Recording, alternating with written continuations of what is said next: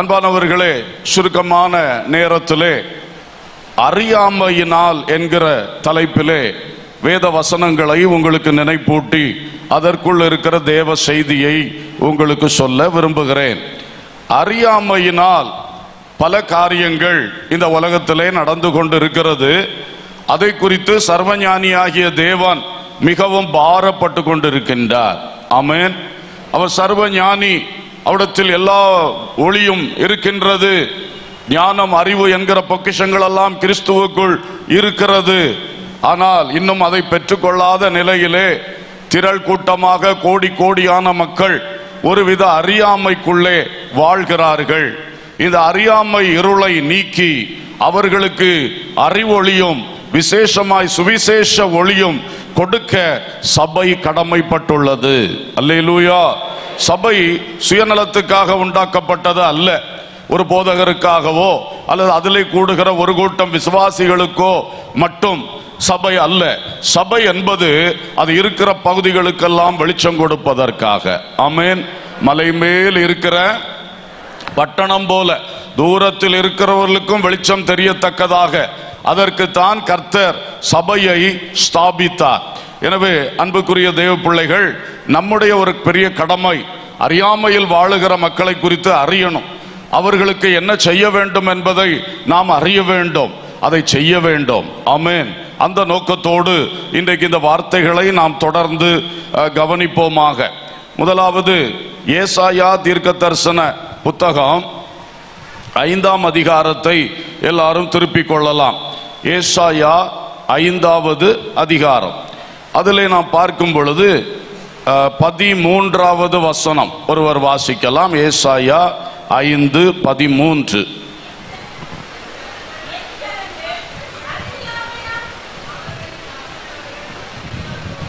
மைக்கில் வாசிங்க.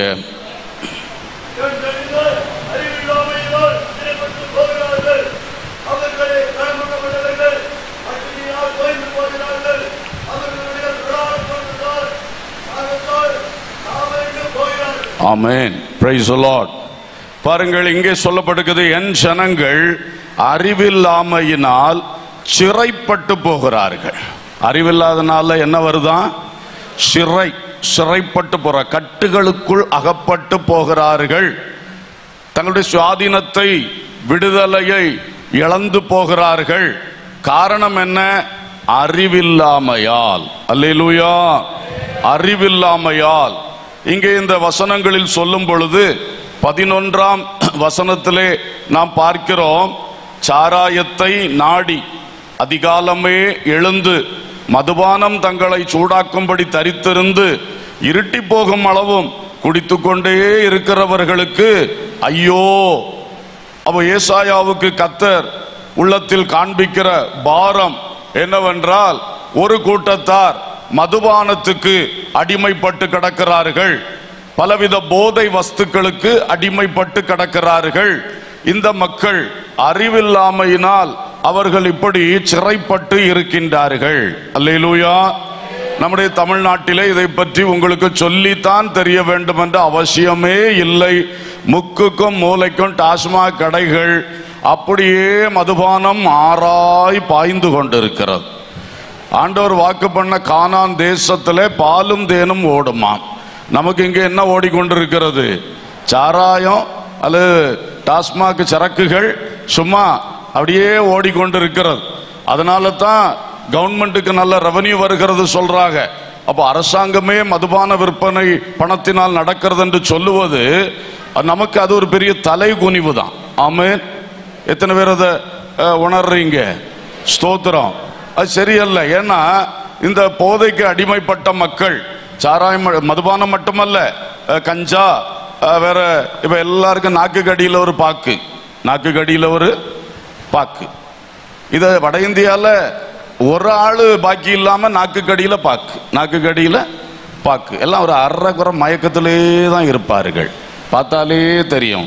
நாவுக்குள்ள அப்படியே இதை சுண்டு அப்படி இழுத்துட்டு உள்ள வச்சிருவாப்புல, அப்படியே இழுத்துட்டு நாக்கு கடியில் பாக்கெட்லேருந்தே தட்டிடுவாப்புல. அவ்வளோ ட்ரைனிங் ஆகிட்டான், தட்டிடுவாப்புல.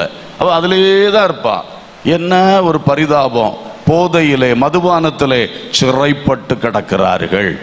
இப்ப இவர்கள் சிறைப்பட்டு இருக்கும்போது எந்த ஒரு போதை வஸ்துவும் அதை பயன்படுத்தக்கூடியவருடைய சரீரத்தை கட்டாயம் பாதிக்கும். ஆமென். கட்டாயம் பாதிக்கும். அந்த சிகரெட் பாக்கெட்னா சிகரெட் பாக்கெட்லயே எழுதி வச்சிருக்கு, சின்ன குட்டி எழுத்துல எழுதி இருக்கும், smoking is injurious to health. இவர் எப்படி இதை பார்த்தாரு? அப்படி கூட சிலர் சிந்திப்பீர்கள். ஒரு காலத்தில் அப்படி இருந்து இப்ப கிருபையினால் பூர்ண விடுதலை. அல்லேலூயா. அப்ப அங்கே எழுதி வச்சிருக்கான், என்னது? இது உடல் நலத்துக்கு கேடு விளைவிக்கும் எழுதி வச்சுட்டு தாராளமா விற்கிறாங்க. மக்கள் அதை வாங்கி வாங்கி என்ன பண்றாங்க? அதே மாதிரி குடியை கெடுக்கும் எழுதி வைக்கிறதும் அரசாங்கம் தான், விற்கிறதும் அரசாங்கம் தான். என்ன சொல்றது? குடியை கெடுக்கும். இந்த குடி நம்ம குடும்பங்களாகிய குடியை என்ன செய்யும்? கெடுக்கும். இப்படி நல்ல போதனைகள் தான். ஆனா போதனையை செய்யறதும் ஒரே ஆளுதான், அதை கெடுக்கிறதும் அப்படித்தான் போய்கொண்டிருக்கிறது. ஆகவே அன்பர்களே, நாம் தான், சபைதான் இன்றைக்கு விழித்தெழுந்து இப்படி சிறைப்பட்டு போன மக்களுக்கு இது குறித்த ஒரு அறிவு உண்டாக, இது குறித்த தேவ ஒளியை அவர்கள் பெற்றுக்கொள்ள நாம் ஜெபிக்கவும் ஊழியம் செய்யவும் கடமைப்பட்டிருக்கிறோம். அல்லேலூயா. ஏன்னா இந்த அறிவு அந்த பாக்கெட்லே அல்லது அந்த பாட்டிலே எழுதி வச்சு கொடுக்கலாம், அந்த அறிவு அவனை விடுதலையாக்காது.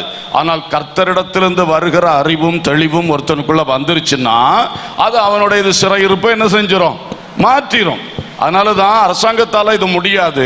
ஆனால் சபை நினைத்தால், சபையில் உள்ள ஒவ்வொரு ஊழியக்காரங்களும் விசுவாச மக்களும் இது மாறணும் என்று ஒரு உறுதி எடுத்து ஜெபம் பண்ண ஆரம்பித்தால், நாம் காண்கிற மக்களுக்கெல்லாம் புத்தி சொல்ல ஆரம்பித்தால் நிச்சயம் ஒரு பெரிய மறுரூபம் உண்டாகும்.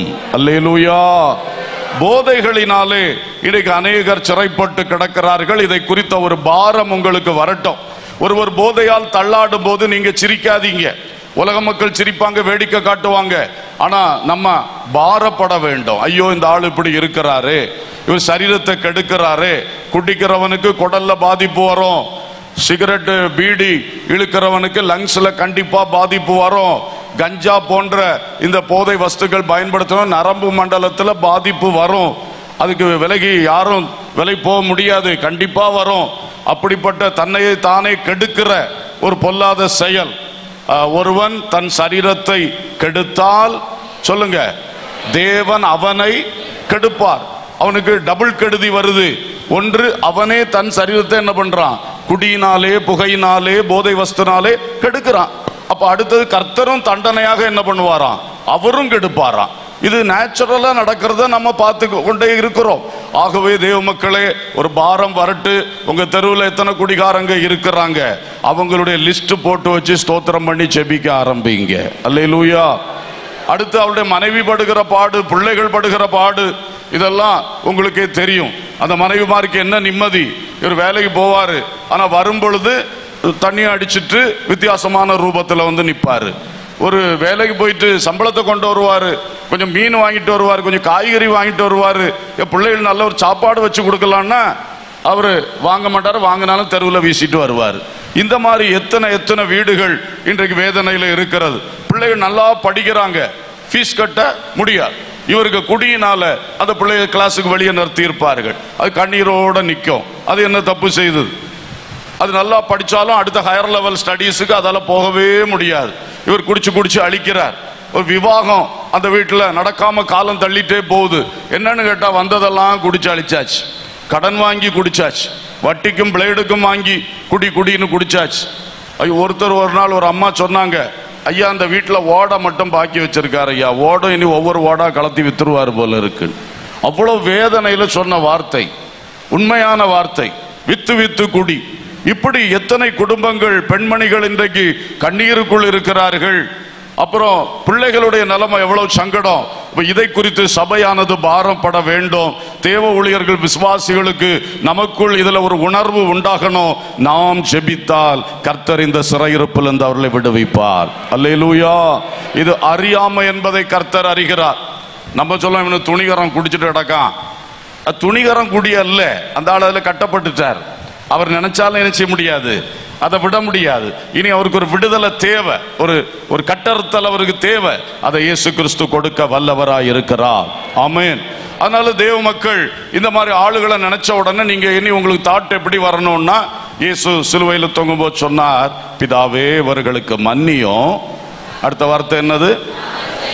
இன்னதென்று அறியாமல். அறியாமல். அப்போ இது குடிக்கிறவனை பார்த்தாலும் ஐயோ அறியாம இப்படி செய்கிறான்னு நினைச்சு பாரத்தோட ஜெபம் பண்ணணும். துணிகரக்காரன் இவன் 2 அடி கூட கிடைக்கட்டு, ஒரு 4 பேர் நல்லா கொடுத்தா இவன் திருந்துவான், இப்படியெல்லாம் நம்ம நினைக்கவும் பேசவும் கூடாது.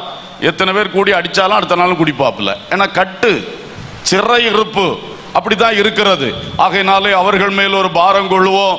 கிறிஸ்துவின் அறிவு அவர்களுக்கு வராதனால, இயேசு என்னை விடுவிக்கிறவன் தெரியாதனால, இயேசு என்னை வாழ வைக்கிறவன் தெரியாதபடினால அறியாமைதான் இந்த சிறையிருப்புக்குள் அவர்களை கொண்டு நிறுத்தி இருக்கிறது. ஆமென். இன்னைக்கு போதா குறைக்கு பெண்களும் குடிக்க ஆரம்பிச்சாச்சு. ஏன்னா ஆண்களுக்கு நிகர் பெண்கள் எல்லா இடத்திலும். அப்போ குடியிலும் இப்ப என்ன செய்தாச்சு, ஒவ்வொருத்தரும் இறங்க ஆரம்பிச்சாச்சு. பிள்ளைகள் காலேஜ் ஹாஸ்டல்கள்ல ஸ்கூல்ஸ்ல தாராளமா இந்த போதை வஸ்துக்கள் நடமாடுகிறது. ஆகையினாலே இது ரொம்ப மோசம். இதனால் படிப்பெல்லாம் தொலைஞ்சு போகுது, வாழ்க்கைகள் தொலைந்து போகிறது. நாளைக்கு இந்த நாட்டின் சூழ்நிலை எப்படி இருக்கும், இந்த தமிழ்நாட்டின் சூழ்நிலை, இந்த இந்தியாவின் சூழ்நிலை எப்படி இருக்கும்னு யோசித்து பாருங்க. அத்தனையும் போதையா இருந்தா நம்ம முதல்ல வாழ முடியுமா? மனுஷன் ஒருத்தனுமே சொந்த புத்தியில இருக்க மாட்டான், போதையில இருப்பான். நம்ம ஒரு யாத்திரை செய்ய முடியுமா? ஒரு காரியத்தை நடப்பிக்க முடியுமா? அவ்வளவு பெரிய ஒரு கட்டுக்குள் இந்த தேசத்தை, இந்த மாநிலத்தை பிசாசு கொண்டு பார்க்கிறான். தேவ மக்களே, அறியாமை. அறியாமை. அல்லேலூயா, ஸ்தோத்திரம். அடுத்தது 20ஆம் வசனத்துல நம்ம பார்க்கிறோம், தீமையை நன்மை என்றும் நன்மையை தீமை என்றும் சொல்லி இருளை வெளிச்சமும் வெளிச்சத்தை இருளுமாக பாவித்து கசப்பை தித்திப்பும் தித்திப்பை கசப்பும் என்று சாதிக்கிறவர்களுக்கு ஐயோ. இரண்டாவது, பொய் என்கிற சிறையில் அகப்பட்டவர்கள் நிறைய பேர், பொய்யினால் சிறைப்படுத்தப்பட்டவர்கள் அநேகர். இன்னைக்கு நம்முடைய தேசத்துக்கு மிக சங்கடமான ஒரு காரியம், அரசியல்வாதிகள் மைக்க பிடிச்சு பாயிண்டா பொய்ய சொல்றான். அதை செய்தேன் இதை செய்தேன்னு சொல்றான். அவன் சொல்றது நிறைய பொய்யா இருக்குது. உண்மை நிலவரத்தை பார்த்தா அது இல்லை. அப்படி எல்லாம் இந்தியா வளருதுன்னு சொல்லுவாங்க, ஆனா அடுத்த நாள் ரிப்போர்ட் வரும், ஏழைகள் நிறைந்த நாட்டில் முதலிடம் இந்தியான்னு. எதை நம்புவது? இவருடைய பேச்சை நம்புவதா, அந்த ஃபேக்ட்ஸை நம்ம நம்புவதா? பாருங்கள், இப்படி நிறைய பொய்கள். எலெக்ஷன் என்று ஒன்று வந்துவிட்டா அப்படியே பொய்ய திறந்து விடுவார்கள். இந்த பொய்களினாலே மக்கள் கவரப்பட்டு, இந்த பொய்களுக்கு மக்கள் அடிமையாகி யாரையோ ஏற்றி வைக்கிறார்கள் ஆட்சிகளிலே. அப்போ இந்த பொய்யுக்குள் மக்கள் சிறைப்பட்டதுனால, ஏன்னா படிக்கல, விவரம் இல்லை, தெரிய மாட்டேங்குது நிறைய பேருக்கு.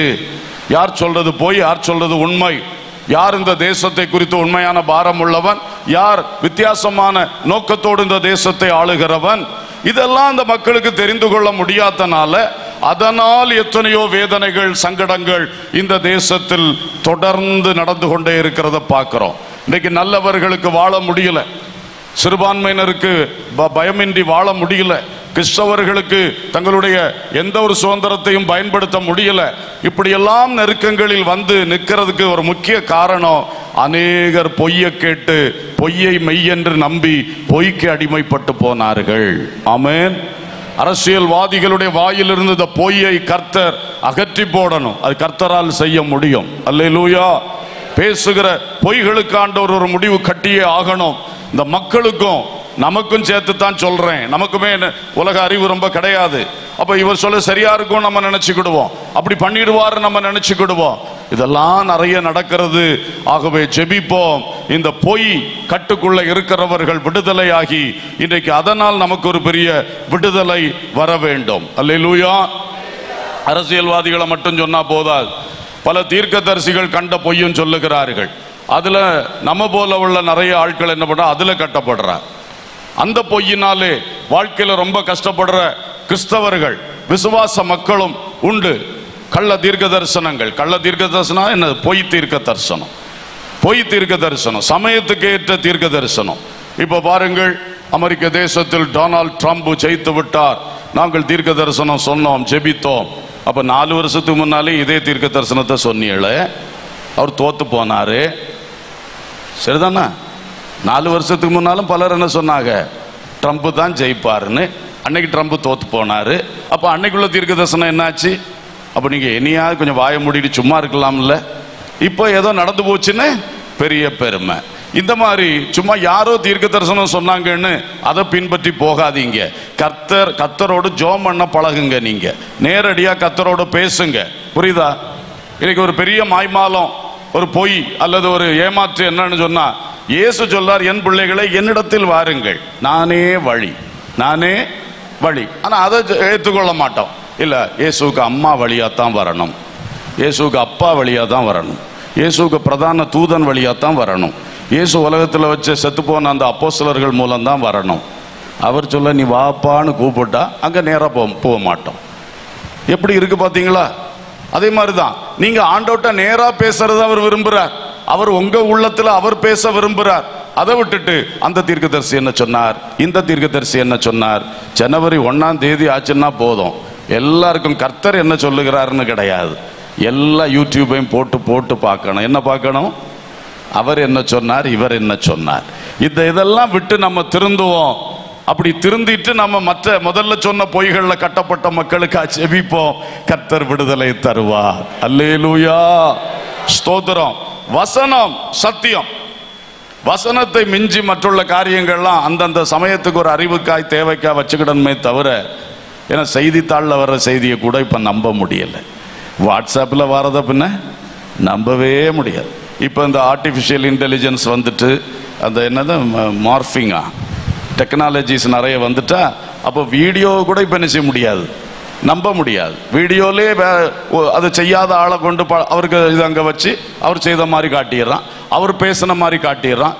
எப்படிப்பட்ட ஒரு உலகத்துக்குள்ள நம்ம வந்துட்டோம் பார்த்தீங்களா?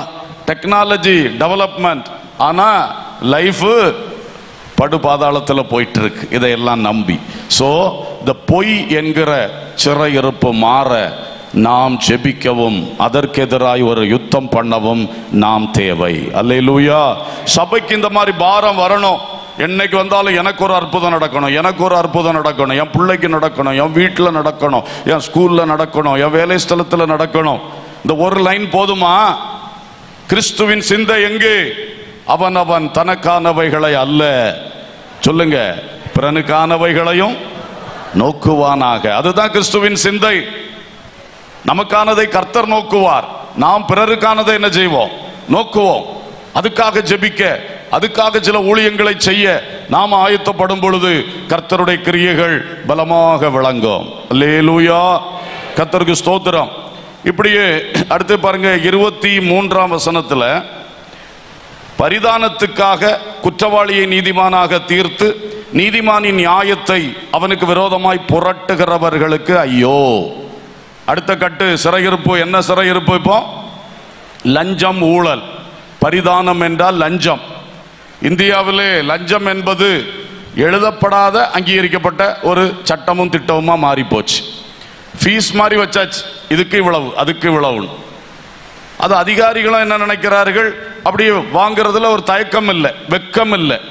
சம்பளம் கிடைக்குதே, அதுக்கு மேல இது என்னத்துக்கு, அதை பற்றி சிந்தையே இல்லை. ஏன்னா நம்ம ஆட்கள் கொடுத்து பழக்கியாச்சு, கொடுத்து பழக்கினதுனால இப்ப லஞ்சம் என்பது அது ஒரு கடுமையான ஒரு தீமை, நீக்கப்பட முடியாத தீமை போல நம்முடைய தேசத்தில் இருக்கிறது.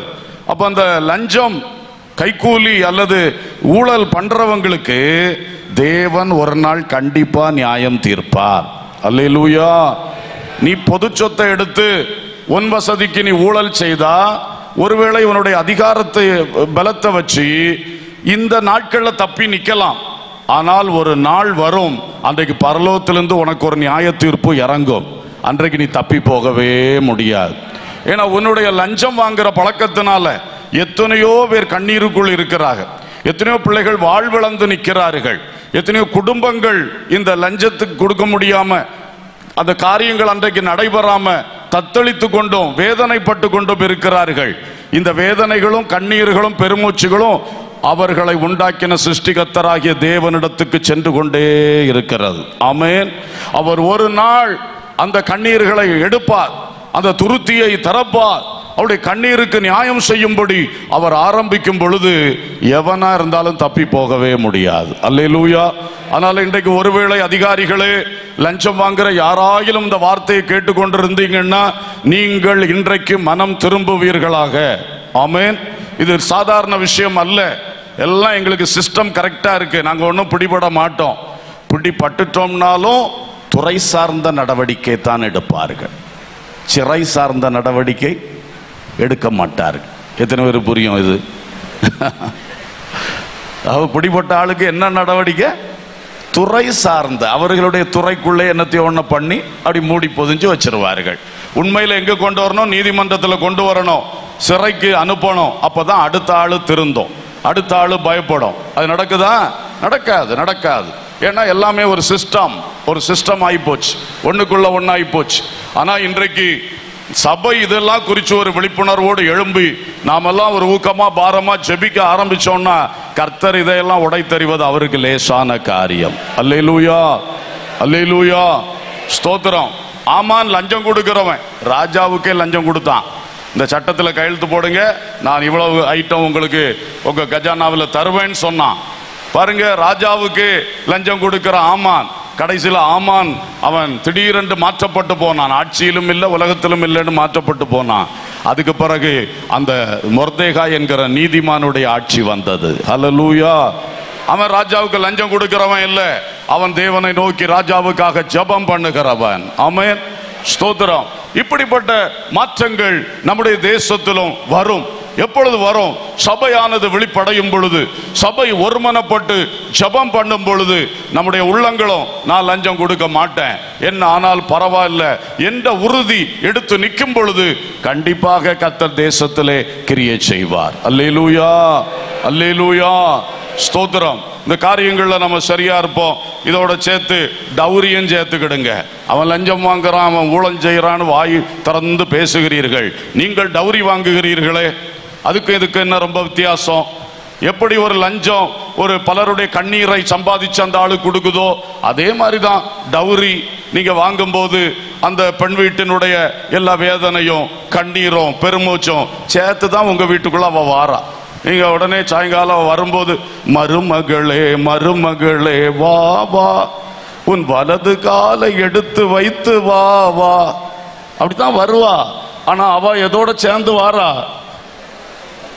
கண்ணீரோடும் பெருமூச்சுகளோடும் வேதனைகளோடும் உள்ளவாரா. வலது கால வச்சு வந்தா என்ன, இடது கால வச்சு வந்தா என்ன, உனக்கு துன்பம் வரும், உனக்கு தீமை வரணும். இப்படி சொல்றது ஏதோ ஒரு மாதிரி முரட்டுத்தனமா பேசல. வேதனை, ஒவ்வொரு குடும்பத்தில் இருக்க வேதனையை புரிஞ்சு நான் பேசுறேன், எச்சரிப்பா சொல்றேன். அந்த பணத்துக்கு ஆசைப்படாதீங்க, அந்த பணம் வேண்டாம். அந்த பணம் உங்க மகனையும் வாழ வைக்க வேண்டாம், உங்களையும் வாழ வைக்க வேண்டாம். அல்லேலூயா. ஸ்தோத்திரத்தோடு ஜெபித்து நலமான வேலை செய்யுங்கள், அதை கர்த்தர் ஆசீர்வதிப்பார். ஆமென், ஸ்தோத்திரம். தயவு செய்து உங்களுக்கு நான் ரொம்ப இதா சொல்றேன், கன்னியாகுமரி மாவட்டத்தில் இது அதிகமா இருக்கு. டௌரினால கொலை, டௌரினால கேசுகள், இதெல்லாம் கன்னியாகுமரி மாவட்டம் நம்பர் 1. இது போல கேவலம் உண்டா நமக்கு? கிறிஸ்தவர்கள் மத்தியில தான் அதிகம். எவ்வளவு கேவலமான விஷயம். இதெல்லாம் நம்ம உடைத்தெறிய நாம் இன்றைக்கு தீர்மானிப்போம் சொன்னா கர்த்தர் நம்மை கொண்டு முதல்ல நம்முடைய அறியாமை மாறட்டும். அது மாறும் பொழுது அடுத்தவருடைய அறியாமையும் கர்த்தர் மாற்றுவார். ஆமென், அல்லேலூயா, ஆமென், ஸ்தோத்திரம். சரி, அடுத்த ஒரு காரியத்துக்குள்ள நான் போறேன். ஓசியா தீர்க்க தரிசன புத்தகம் 4வது அதிகாரம் 6ஆம் வசனத்தை மைக்ல வாசிப்பீங்களா? என் ஜனங்கள் அறிவில்லாமையினால் சங்காரமாகிறார்கள், நீ அறிவை வெறுத்தாய், ஆகையால் நீ என் ஆசாரியனாய் இராதபடிக்கு நான் உன்னை வெறுத்து விடுவேன். நீ உன் தேவனுடைய வேதத்தை மறந்தாய், ஆகையால் நானும் உன் பிள்ளைகளை மறந்து விடுவேன். கர்த்தருக்கு மகிமை உண்டாகட்டும். ஓசியாவை கொண்டு ஆண்டவர் சொல்லும் பொழுது அறியாமை பற்றி சொல்றாரு.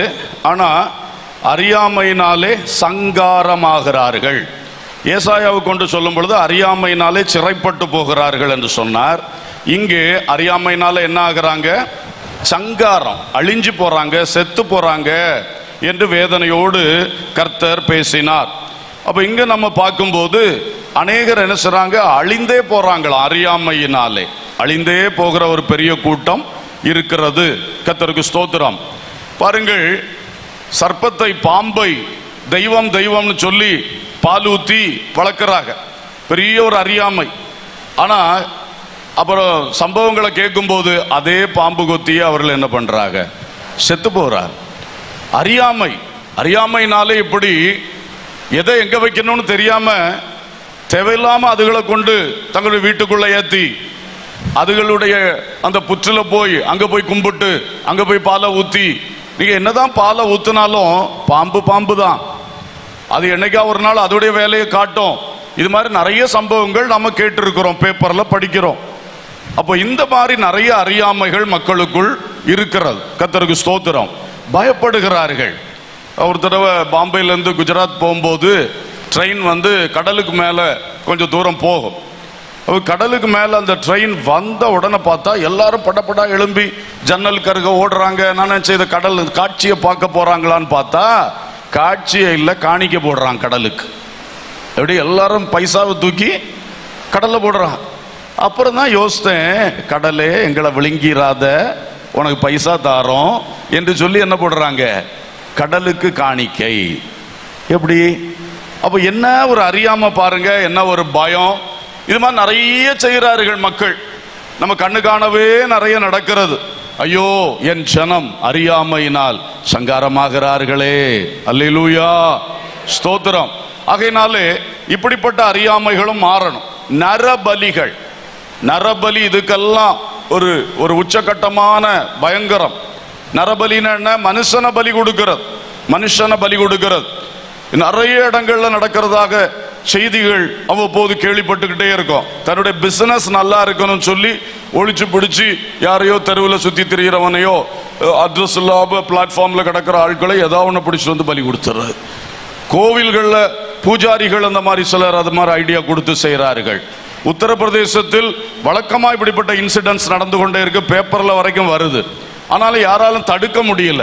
அதை பக்கத்து வீட்டுக்காரங்க சொன்னாங்க, போலீசார் விரைந்து போனார்கள். போறதுக்கு முன்னாடி நரபலி கொடுத்துட்டாங்க.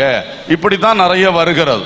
அப்போ யாரோ ஒரு மந்திரவாதி அவங்களுக்கு தவறான உபதேசம் பண்றான். உன் புருஷன் படுத்த படுக்கையா இருக்கிறான், அப்போ அந்த புருஷன் இனி வியாதி நீங்கி எழும்பணும்னா உனக்கு இப்ப பிறந்த அந்த 6 மாச குழந்தைய நீ பலி கொடுக்கணும். அவ எந்த தாயும் உடனே என்ன சொல்லுவா, ஐயோ என்று சொல்லுவா. அவன் சொல்லுவான், உனக்கு புருஷன் வேணுமா பிள்ளை வேணுமா தீர்மானிச்சுக்க. இப்ப நீ நரபலி உன் பிள்ளைய கொடுக்கலன்னா உன் புருஷன் செத்து போவான்.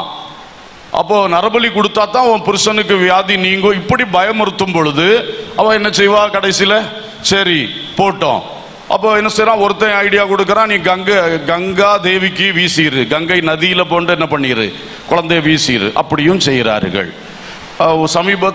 சமீபத்தில் சில ஆண்டுகளுக்கு முன்பு வீட்டுக்கு முன்படியில அந்த வாசப்படியில வச்சு பலிபிடம் கட்டி அதுல உன் குழந்தை என்ன பண்ணு பலி செலுத்துன்னு ஒருத்தன் சொல்லி கொடுத்தான். அதை மாமியாரும் மருமகளும் சேர்ந்துக்கிட்டு, மாமியாருக்கு தன் மகன் சுகமாகணும், மருமகளுக்கு தன் புருஷன் சுகமாகணும். இதனால அறியாமையினால் அந்த குழந்தைய கொண்டு போட்டு, அப்பதான் போலீஸ் ஓடி வந்து காப்பாற்ற பார்த்தா அதுக்கு முன்னால கதையை முடிச்சுட்டாங்க. அப்புறம் எல்லாரும் அரெஸ்ட் பண்ணாங்க, வச்சாங்க. ஆனா போனது போச்சு, வம்பா போச்சு. உன்னுடைய அறியாமையினால் சங்காரமாகி கொண்டிருக்கிறது. அல்லேலூயா. இந்த காலத்துல சவுத் இந்தியால ஓரளவுக்கு படிப்பு இதெல்லாம் வந்ததுனால வளர்ச்சி, அதுக்கு மேல மிஷனரிஸ் வந்து இயேசு கிறிஸ்துவின் போதனைகளை நமக்கெல்லாம் தந்தபடியினாலே இந்த மாதிரி காரியம் அதிகமா நடக்கல. ஆனா வித்தியாசமா நடக்குது. சொந்த தாய் செய்யறதில்ல, மற்றபடி நடக்கிறத நம்ம கேள்விப்படுறோம். ஆனா வட இந்தியால தாராளமா இது நடக்கிறது. அப்போ பிசாசு என்ன வெறியாட்டம் ஆடிக்கொண்டிருக்கிறான். கொலைவரி பிசாசு சொந்த தாயின் கையாலே சொந்த பிள்ளைகளை நரபலி வாங்குகிற, ரத்தம் தா என்று கூப்பிட்டு கேட்டு வாங்குகிற இந்த மாதிரி பயங்கர ஆவிகள், அவைகள் அநேக குடும்பங்களை சங்காரமாக்கி கொண்டிருக்கிறது. தேவ மக்களே, இதெல்லாம் ஐயோ இவ்வளவு புத்தி இல்லையா, இவ்வளவு அறிவில்லையா அப்படி ஒரு வார்த்தை சொல்லி நிறுத்துறதுக்கல்ல நாம் இருக்கிறோம். இதை முற்றிலும் நிறுத்த, அந்த பிசாசுகளை துரத்த, அந்த அறியாமையை மாற்றத்தான் சபையை கர்த்தர் எழுப்பி கொண்டிருக்கிறார். அல்லேலூயா. சபையுடைய பணியை செய்ய செய்ய தேசத்தில் அந்தகாரங்கள் மாறும், அறிவு உண்டாகும், வெளிச்சம் வீசும். இந்த சங்காரங்களும் சிறையிருப்புகளும் கட்டாயம் மாறும். ஒரு அல்லேலூயா சொல்லுவோம். அல்லேலூயா. ஸ்தோத்திரம். மூன்றாவதாக பேதுருவுக்கு ஆண்டவர் காட்டின ஜனங்களை குறித்து பார்ப்போம். 1 பேதுரு 1ஆம் அதிகாரம் 14ஆம் வசனம். 1 பேதுரு 1:14. நீங்கள் முன்னே உங்கள் அறியாமையினாலே கொண்டிருந்த இச்சைகளின்படி இனி நடவாமல் கீழ்ப்படுகிற பிள்ளைகளாயிருந்து உங்களை அழைத்தவர் பரிசுத்தராய் இருக்கிறது போல நீங்களும் உங்கள் நடக்கைகள் எல்லாவற்றிலேயும் பரிசுத்தராய் இருங்கள். நான் பரிசுத்தர், ஆகையால் நீங்களும் பரிசுத்தராய் இருங்கள் என்று எழுதி இருக்கிறதே. அல்லேலூயா. பேதுருவை கொண்டு கர்த்தர் சொல்லும் பொழுது, அறியாமையினாலே இச்சைகளின்படி நடந்தீர்கள். அறியாமையினாலே சொந்த இச்சைகளின்படி, மனதில் எழும்புகிற ஆசை இச்சைகளின்படி நடந்தீர்கள். ஆனால் இப்பொழுது கிறிஸ்துவுக்குள் வந்து விட்டீர்கள். கிறிஸ்துவின் மாசற்ற இரத்தத்தால் மீட்கப்பட்டு விட்டீர்கள். இனி நீங்கள் முன்னர் நடந்தது போல, அறியாமை உள்ள காலத்தில் உங்கள் சொந்த மன இச்சைகளை நிறைவேற்ற துடிச்சது போல செய்யாதிருங்கள் என்று பேதுரு எச்சரிக்கிறார். ஒரு அல்லேலூயா, ஆமென்.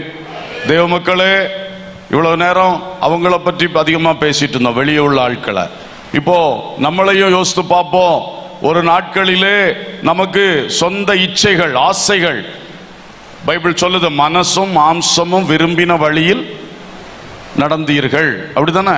மனசு எதை விரும்புதோ, இந்த மாம்சம் எதை விரும்புதோ அந்த வழியில தான் மக்களுடைய பயணம், வாழ்க்கை பயணம். அதை நோக்கித்தான் போவார்கள். ஒரு பொருள்னா அந்த பொருளை அடையணும், அதுக்காக அந்த மனசு மாம்சம் அதை விரும்பிட்டுனா அதுக்காக வாழுவார்கள், அதற்காக கிரியை செய்வார்கள், பிரயாசப்படுவார்கள். ஒரு நினைச்ச ஒரு ஆளை அடைய வேண்டும், அந்த பெண்ணை அந்த ஆணை அடையணும்னா உடனே முழுசும் அங்க போவான், அதுக்கு பின்னாலே போறது. இப்படிதான் அநேகருடைய வாழ்க்கை இருக்கிறது. எங்கே அவர்களுடைய மனசு விரும்புது, ஒரு மாம்சம் எதை தூண்டி விடுது, அதை அனுபவிக்கணும் அனுபவிக்கணும்னு சொல்லி அப்படியே அந்த ஆசையில போறாங்க. அது ஒரு அறியாமை என்று வேதம் சொல்லுகிறது. அல்லேலூயா. இது என்ன அறியாமை உங்களுக்கு சொன்னா புரியும். தேவ சித்தத்தை அறியாமை. ஒரு அல்லேலூயா சொல்லுவோம்.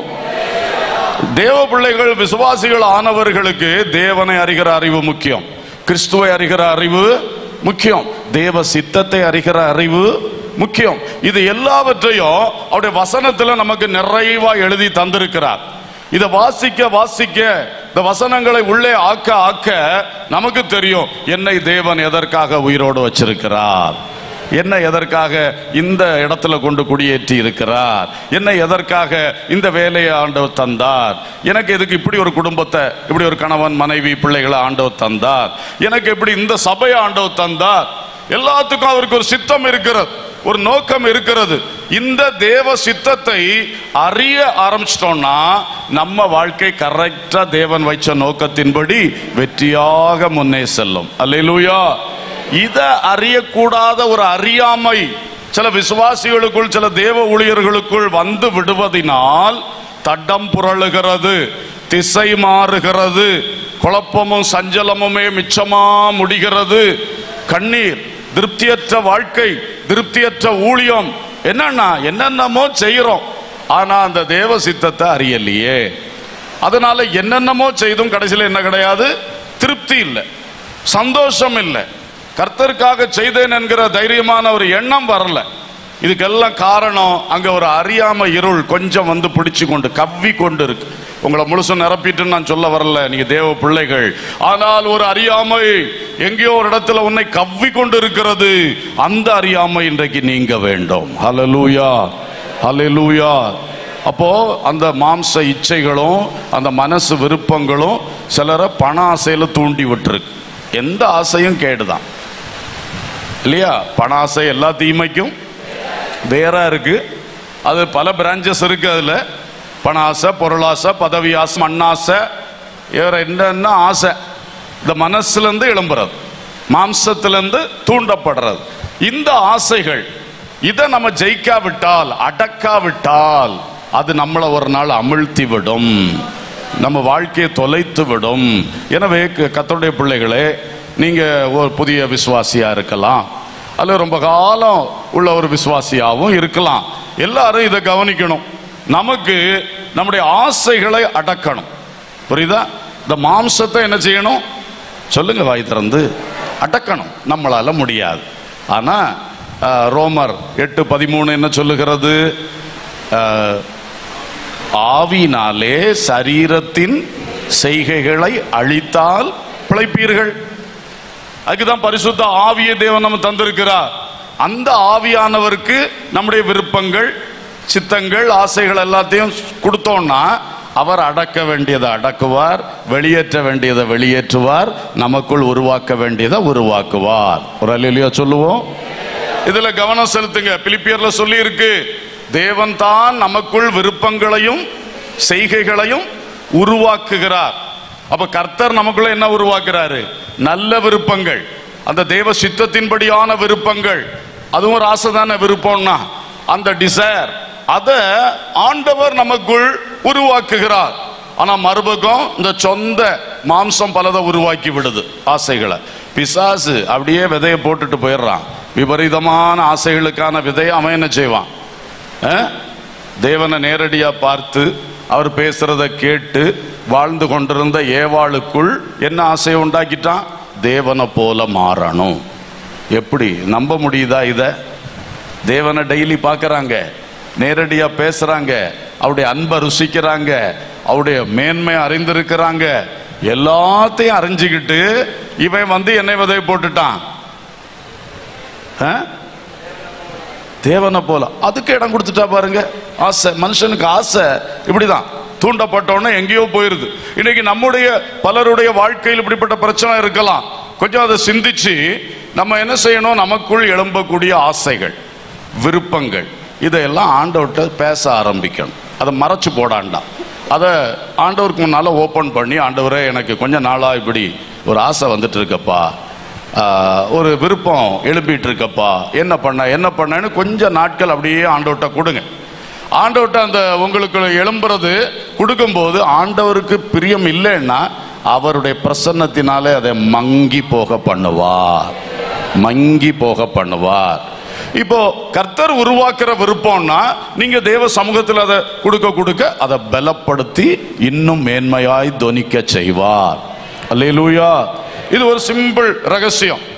நமக்கு வார ஆசையெல்லாம் உடனே செயல்ல இறங்கிடக்கூடாது. அது தோல்வியில முடியுமா, சிக்கல்ல கொண்டு சேர்க்குமா நமக்கு தெரியாது. நியாயமான ஆசை, நல்ல ஆசையா இருந்தா கூட எல்லா ஆசைகளையும் யார்கிட்ட வைக்கணும்? வாய் திறந்து சொல்லுங்க. கர்த்தரிடத்துல வைங்க. கொஞ்ச நாள் வைங்க. கர்த்தர்கிட்ட வச்சுட்டேன், அவர் சைலண்டா இருக்கார், அப்போ பச்சை கொடி காட்டிட்டார், அப்படியெல்லாம் போகக்கூடாது. நம்ம கொஞ்ச நாள் வைப்போம். அதை வச்சு ஆண்டவர்கிட்ட திரும்ப திரும்ப ஜெபம் பண்ணுவோம். உண்மையான இருதயத்தோடு, இதயத்தை வெறுமையாக்கி. என்ன, இங்க உள்ளத்துல ஏற்கனவே தீர்மானிச்சுட்டு பிறகு ஆண்டவரே சொல்லுமா அடியேன் கேட்கிறேன்னா சொல்லவே மாட்டார். நீ தான் ஏற்கனவே தீர்மானிச்சாச்சா உள்ளத்துல, இனி நான் என்னத்துக்கு சொல்லணும்? ஆனா உள்ளத்தை வெறுமையாக்கி உண்மையில ஆண்டவர் நோன்னு சொன்னா நோ தான், எஸ்ன்னு சொன்னா மட்டும் இதுல நான் முன் செல்வேன். அது நமக்கு கரெக்டா இருக்கணும். அந்த உள்ளத்தின் உண்மையை அவர் பார்க்கிறார். ஆமென். அந்த உள்ளத்தில் உண்மையை அவர் பார்த்து என் மகன் உண்மையில என்கிட்ட வந்து வச்சிட்டு இருக்கிறான், நான் இதுல கரெக்டான கைடன்ஸ் கொடுக்கணும் என்று கர்த்தர் நிச்சயமாய் ஆகாததென்றால் அதை நம்ம மனசுல வராதபடி மங்க பண்ணி விடுவார். அல்லேலூயா. அவரே தந்த உருவாக்குற ஒரு விருப்பமும் அவருடைய செய்கையுமா இருக்கும் என்றால் அதை இன்னும் ஸ்ட்ராங் ஆக்கி அடுத்த கட்டம் அதை செய்வதற்கு வழி நடத்துவார். அல்லேலூயா. இத நடைமுறையில பிள்ளையோட கல்யாணம், ஒரு அட்மிஷன், எந்த ஸ்கூல்ல போடணும், எந்த காலேஜ் போகணும், என்ன ஹையர் ஸ்டடி, எல்லாத்துக்குமே பயன்படுத்துங்க. ஆனா கடைசி நிமிஷத்துல போய் கேட்காதீங்க. உங்க பிள்ளை வளர வளர இன்னும் 2 வருஷம் ஆகும்போது கல்யாண வயசு ஆயிருமே, அப்ப இப்பமே ஜெபம் பண்ண ஆரம்பிங்க. இப்பமே ஆண்டவர்ட்ட தனிமையில நீங்க பெற்றோர் ஜெபம் பண்ணிக்கிட்டே இருங்க. இனி அடுத்தது 10ஆம் கிளாஸ் ஆச்சு, இனி 2 வருஷத்துல 12 முடிக்குமே, அடுத்து எந்த படிப்புக்கு அனுப்புறது? 12ஆம் கிளாஸ் பரீட்சை முடிச்ச பிறகு ஜெபிக்க ஆரம்பிக்கிறது இல்ல, 11ஆம் கிளாஸ்ல போகும்போதே ஆரம்பிச்சிட வேண்டியதான். அல்லேலூயா. கொஞ்சம் முன்கூட்டியே ஜெபிக்க ஆரம்பிக்கும்போது உங்களுக்கு கொஞ்சம் கிளியரன்ஸ் கிடைக்கும், நல்ல தெளிவா நீங்க முன்னே போகலாம். அல்லேலூயா. ஸ்தோத்திரம். சொத்து வாங்கணும், கண்டிப்பா சொந்தமான ஒரு இடம் வேணும். ஆனா யாராவது ஒரு சொத்து வந்திருக்குன்னு சொன்ன பிறகு ஜெபம் ஆரம்பிக்கிறது இல்லை, இப்பமே ஜெபம் பண்ணிக்கிட்டே இருங்க, ஆண்டவர் திடீரென்று கொண்டு வருவார். அல்லேலூயா. வாகனமும் அப்படிதான். அவர் வாங்கிட்டாரா உடனே எனக்கு வாங்கணும், அது பொறாமையும் போட்டியும். அதுக்கு கர்த்தர் விருப்பப்பட மாட்டார். நமக்குள்ள பொறாமையும் வரக்கூடாது, போட்டியும் வேண்டாம். நம்ம போட்டி போடுறதுக்காக கர்த்தர் நம்மளை வைக்கல. கர்த்தர் நமக்காக பரத்திலே உருவாக்குறத பெற்றுக்கொள்றதுக்காகத்தான் நம்மளை வச்சிருக்கிறார். புரிஞ்சு வரலையோ சொல்லுவோம். அடுத்தவனுக்கு கிடைச்சிட்டு எனக்கு உடனே கிடைக்கணும்னா அப்படி இல்லை. ஒருவேளை கர்த்தர் அவருக்கு இன்னைக்கு கொடுப்பார், நமக்கு 2 வருஷம் கழிச்சு தர சித்தமா இருப்பார், தரட்டும். அதுதான் ஆசீர்வாதமா இருக்கும். புரியுதா? சோ உங்களுடைய சொந்த விருப்பங்கள், இச்சைகள், இது எல்லாம் இதுல இச்சையில மாம்ச இச்சை, அது அடுத்த பாயிண்ட்ல சேர்த்து சொல்லலாம்னு நினைக்கிறேன். கர்த்தருக்கு ஸ்தோத்திரம். அடுத்து பாருங்கள், பவுல் மூலமாய் உரைக்கப்பட்ட ஒரு வார்த்தை, எபேசியர் 4வது அதிகாரம் 18-19 ஆகிய வசனங்கள். அவர்கள் புத்தியில் அந்தகாரப்பட்டு தங்கள் இருதய கடினத்தினால் தங்களில் இருக்கும் அறியாமையினாலே தேவனுடைய ஜீவனுக்கு அந்நியராய் இருந்து உணர்வில்லாதவர்களாய் சகலவித அசுத்தங்களையும் ஆவலோட நடப்பிக்கும்படி தங்களை காம விகாரத்துக்கு ஒப்பு கொடுத்திருக்கிறார்கள். Praise the Lord. இங்கே சொல்லப்பட்டிருக்கிறது, அவர்கள் என்ன பண்றாங்க? அறியாமையினாலே தேவனுடைய ஜீவனுக்கு அந்நியராக இருந்து, அறிவும் அடுத்தது உணர்வில்லாதவர்களாய் சகலவித அசுத்தங்களையும் ஆவலோடே நடப்பிக்கும்படி, அசுத்தத்தின் மேல அவ்வளோ ஆசை, ஆவலோடே நடப்பிக்கும்படி தங்களை காம விகாரத்துக்கு ஒப்பு கொடுத்திருக்கிறார்கள். இது ஒரு பயங்கரமான ஒரு மாம்ச இச்சை. அதனுடைய இது நிறைய இருக்கு.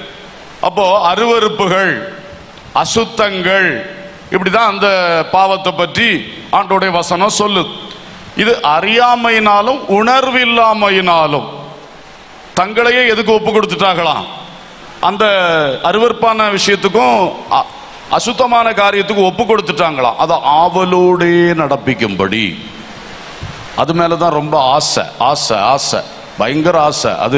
அது ஆசைன்னா அது ஒரு அக்கினி மாதிரி இழுத்துட்டு போ, பற்றி கொண்டுச்சுன்னா பயங்கரமா கொண்டு போ, அந்த மாதிரி உள்ளது. அதுல சிலர் தங்களைத்தானே ஒப்பு கொடுத்தார்கள். அவன் விழுந்து போனான், மாட்டிக்கிட்டான், அப்படி பைபிள் சொல்லல. தங்களை என்ன பண்ணாகலாம்? இந்த வார்த்தைகளுடைய இதை நீங்க கவனிச்சு பாருங்க. தங்களை என்ன செய்தார்கள்? சொல்லுங்க, பயப்படாம சொல்லுங்க. தங்களை ஒப்பு கொடுத்தார்கள். ஆனா சொல்லாரு, நீ சோதிக்கப்படுற, உன் சுய இச்சையினால இழுப்புண்டு நீ என்ன பண்ற? சோதிக்கப்படுற. சில சோதனை எல்லாம் கர்த்தர் உனக்கு தந்ததல்ல, நீயா வருத்தி கொண்ட சோதனைகள். ஏன்னா நீ போகக்கூடாத இடத்துக்கு போவ, பார்க்க கூடாத மணிக்கணக்கா இருந்து பார்த்துக்கிட்டு இருப்ப. அப்ப சோதனை வருமா இல்லையா? அந்த சோதனை யார் கொண்டு வர்றது? உன் சுய இச்சையினால் நீ என்ன பண்ற? இழுப்புண்டு சோதிக்கப்படுகிறாய். நீ அதன் மேல் ஆவல் வச்சு, அந்த கெட்ட காரியத்தின் மேல ஆவல் வச்சு உன்னைய காம விகாரத்துக்கு ஒப்பு கொடுத்திருக்கிறாய்.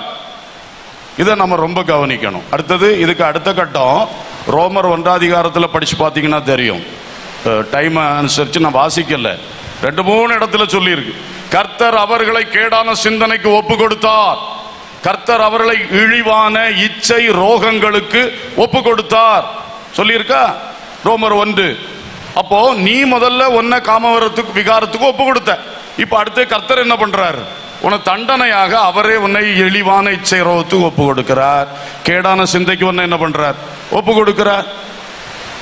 அப்போ ஒரு சரீரத்தை ஒருவன் கெடுத்தா தேவன் அவனை கெடுப்பான்னு சொன்ன மாதிரி, இங்கேயும் நீ உன் மனசை கெடுத்தீங்கன்னா கடைசியில் ஆண்டவர் அதுக்கே உன்னை என்ன பண்ணிடுவாரு? தூக்கி போட்டுருவார், போ என்று சொல்லி. அப்போ பாருங்கள் தேவ மக்களே, பிரைஸ் தி லார்ட். எல்லாம் கவனம் இங்கே தானே இருக்கு. ஸ்தோத்திரம், அல்லேலூயா, அல்லேலூயா, ஸ்தோத்திரம். ஓரத்தில் இருக்கவங்க எல்லாம் கொஞ்சம் சோதனைக்குள்ள தான் இருக்கிறீங்க. ஆனாலும் கவனத்தை செலுத்தினால் கர்த்தர் உங்களை ஆசீர்வதிப்பார். ஆமென். சோ இந்த அறியாமை மாற வேண்டும். அசுத்தங்கள், காம விகாரங்கள், இன்றைக்கு உலகத்தில் பிசாசு கடைசி காலத்தில் இதை ரொம்ப கட்டவிழ்த்து விட்டுக்கிட்டே இருக்கான். எல்லா இடமும், எந்த தேசத்துக்கும் இது இருக்கு. எங்க பார்த்தாலும் இந்த பயங்கரங்கள் இருந்து கொண்டே இருக்கிறத நம்ம பார்க்கிறோம். நம்ம தேசத்திலே இருக்கிறது, நம்ம ஏரியாக்கள்லையும் இருக்கிறது. அவலட்சணமான காரியம், கர்த்தர் வெறுக்கிற காரியம். ஆணோடு ஆண், பெண்ணோடு பெண், மிருகத்தோடு மனிதன், ஐயோ சொல்லக்கூடாத பலவித combinations, lot of ugly combinations. இது நிறைய நடந்து கொண்டிருக்கிறது. கர்த்தர் இதை பார்த்து கோபம் அவருக்கு ஏறிக்கொண்டே இருக்கிறது. நோவா காலத்தை போல சோதோம் கொமோராவை போல. நோவா காலத்திலே வெள்ளத்தை விட்டு அழிச்சாரு. சோதோம் கொமோராவிலே அக்கினியை இறக்கி என்ன பண்ணாரு? அக்கினி கந்தவை இறக்கி அழிச்சாரு.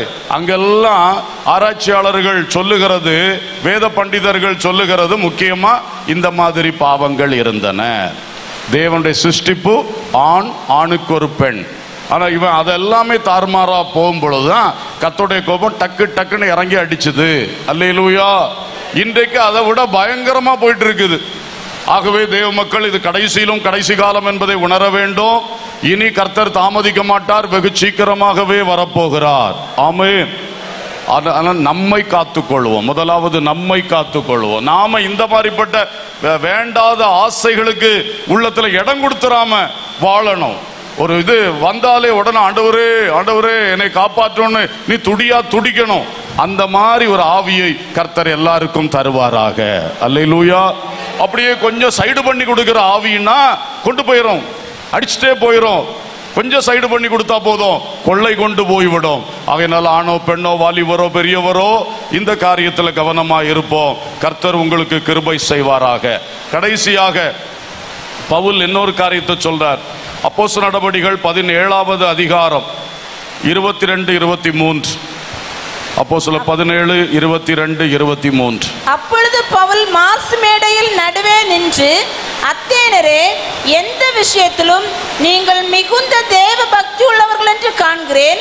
எப்படி என்றால், நான் சுற்றி திரிந்து உங்கள் ஆராதனைக்குரியவைகளை கவனித்து பார்த்த பொழுது அறியப்படாத தேவனுக்கு என்று எழுதியிருக்கிற ஒரு பலிபீடத்தை கண்டேன். நீங்கள் அறியாமல் ஆராதிக்கிற அவரையே நான் உங்களுக்கு அறிவிக்கிறேன். Praise the Lord. அத்தேனர் அறியப்படாத தேவனுக்குன்னு ஒரு பலிபீடத்தில் எழுதி போட்டிருக்காங்க. அந்த பலிபீடத்தில் பலி செலுத்தி ஆராதிக்கிறாங்க. ஆனால் எந்த தெய்வத்துக்குன்னே அவங்களுக்கே தெரியாது. தெய்வம் யாருன்னு அவங்களுக்கே தெரியாது. ஆனால் அவங்க ரொம்ப படிப்பாளிகள். அங்கே மாஸ் மேடைன்னு ஒன்று இருக்குது. அதெல்லாம் ரொம்ப அறிவாளிகள் சொற்பொழிவாற்றக்கூடிய, கருத்து பரிமாற்றம் செய்யக்கூடிய இடங்கள். அவ்வளவு பயங்கர அறிவுகளும் ஐடியாலஜிஸும் நிறைந்திருந்த அந்த பட்டணத்திலே தேவன் யாருன்னு தெரியாது. அதனால மொத்தத்தில் அறியப்படாத தேவனுக்குன்னு எழுதி வச்சிருவோம். அப்படி எழுதி வச்சு அவங்க ஆராதிச்சுட்டே இருந்தாங்க. அப்போ பவுல் அதை ஒரு வாய்ப்பாய் பயன்படுத்தி, நீங்கள் அறியாத தேவனை தான் அறிவிக்கும்படி நான் வந்திருக்கிறேன் சொன்னார். அல்லேலூயா. ஒரு கூட்டத்தார் ஏற்றுக்கொண்டார்கள். அதுல அந்த மார்ஸ் மேடையில ஜட்ஜா இருக்கக்கூடிய ஒரு ஆளு கூட மனம் திரும்பினார். அல்லேலூயா. இப்போ பாருங்க, தேவனை அறியாமல் ஒரு கூட்டத்தார் என்ன பண்றாங்க? வாழ்றாங்க. இந்தியாவில் நிறைய தெய்வங்கள். இந்தியாவில் தான் தெய்வங்களுடைய எண்ணிக்கை ஜாஸ்தி. அப்போ என்ன சொல்றாங்கன்னா, எங்களுடைய தெய்வத்துக்கு நாங்கள் எண்ணிக்கையே சொல்ல முடியாது, அதனால 33 கோடி தேவர்கள் எங்களுக்கு உண்டுன்னு சொல்றாங்க. அப்போ எப்படி அதை பேர் சொல்லி எப்படி அந்த அளவுக்கு போகுது? அப்போ ஒரு யோகா குரு ஒரு நாள் பேசி கொண்டிருந்தது என்னன்னா, இந்தியாவில் we are all still seekers of God, we haven't find the God அப்படின்னு பேசுறார். ஒரு பெரிய அறிவாளி, உலக பிரசித்தி பெற்றவர். அவருடைய சொற்பொழிவுள்ள ஒரு முக்கிய பாயிண்ட் என்னன்னா, இந்தியாவில் நாங்கள் எல்லாம் தெய்வத்தை தேடுகிறவர்களாகத்தான் இருக்கின்றோம், இன்னும் தெய்வத்தை தேடி கிடைக்கவில்லை. அல்லேலூயா. உண்மையை சொன்னார். அவங்களுக்கு தெரியல, நிறைய பேருக்கு யாருன்னே தெரியல. அதனால வீட்டில் போனா அங்க ஒரு சாமி படம், ஒரு இஸ்லாமியர்களுக்கு ஒரு அடையாள படம், அப்புறம் ஒரு இயேசு படம் அல்லது ஒரு மரியாள் படம், எல்லாத்தையும் வரிசையா வச்சுக்கிடுவாங்க. நீங்க யாரு தெய்வமோ எனக்கு தெரியாது, ஆனா யார் தெய்வமா இருந்தாலும் என் வீட்டில் என்ன பண்ணுங்க, ஆசீர்வாதம் செய்யுங்க. உங்க படத்தையும் என்ன பண்ணுவோம், வச்சுக்கிடுவோம். உங்களுக்கும் மாலை போடுவோம், உங்களுக்கும் பத்தி கொளுத்துவோம். இப்படி நிறைய பேர் இருக்கிறத பார்க்கிறோம். கேட்டா சொல்லுவார்கள், எம்மதமும் சம்மதம். உடனே மக்கள் நினைப்பா, ஆகா இவர்கள் தான் பெரிய அறிவாளிகள், எம்மதமும் சம்மதம்னு சொல்லிட்டார்கள். ஆனால் நீ பரலோராஜ்யத்து போகணும்னா, உன் சிருஷ்டிகரை நீ அடைய வேண்டும் என்றால் இயேசு ஒருவரே வழியாக இருக்கிறார். அல்லேலூயா. இயேசு ஒருவரே இரட்சகர். நம்மை மீட்டெடுத்து படைத்தவரிடத்தில் கொண்டு சேர்க்க அவர் ஒருவரே படைத்தவரால் அனுப்பப்பட்டவர். அல்லேலூயா. இந்த இயேசு அல்லாம யாருமே, நிறைய பெரிய ஆட்கள்லாம் இருந்திருக்காங்க, வழிகாட்டி இருக்காங்க. சாகும் முன்னாடி எனக்கு வழியை நான் இன்னும் கண்டுபிடிக்கலன்னு சொல்லிட்டு செத்தவர்கள் உண்டு. நான் அந்த வழி அல்லன்னு அறிக்கை பண்ணிட்டு செத்தவங்க உண்டு. இப்படியெல்லாம் இருக்காங்க. ஆனா இயேசு இந்த பூமியில் நின்று எல்லா மனிதர்கள் நடுவில் நின்று சொன்னார், நானே வழியும் சத்தியமும் ஜீவனுமா இருக்கிறேன், என்னாலே அன்றி ஒருவனோ பிதாவினிடத்தில் வரான். ஹல்லேலூயா. இந்த இயேசு என்கிற வழியை நாம் கண்டுபிடித்து விட்டோம். அவர் சொன்ன வழியிலே ஆவியோடும் சத்தியத்தோடும் அவரை ஆராதிக்கிற பாக்கியத்தை நாம் பெற்றுக்கொண்டோம். அவர் வழிகாட்டின வழியில் நடந்தால் நித்திய ஜீவன் நமக்கு உண்டு, மரணத்துக்கு அந்த பக்கம் மகிமை நமக்கு உண்டு. இவ்வளவு பெரிய அறிவை ஞானத்தை ஏழைகளும் பேதைகளும் ஆகிய நமக்கு கர்த்தர் தந்தார். அல்லேலூயா.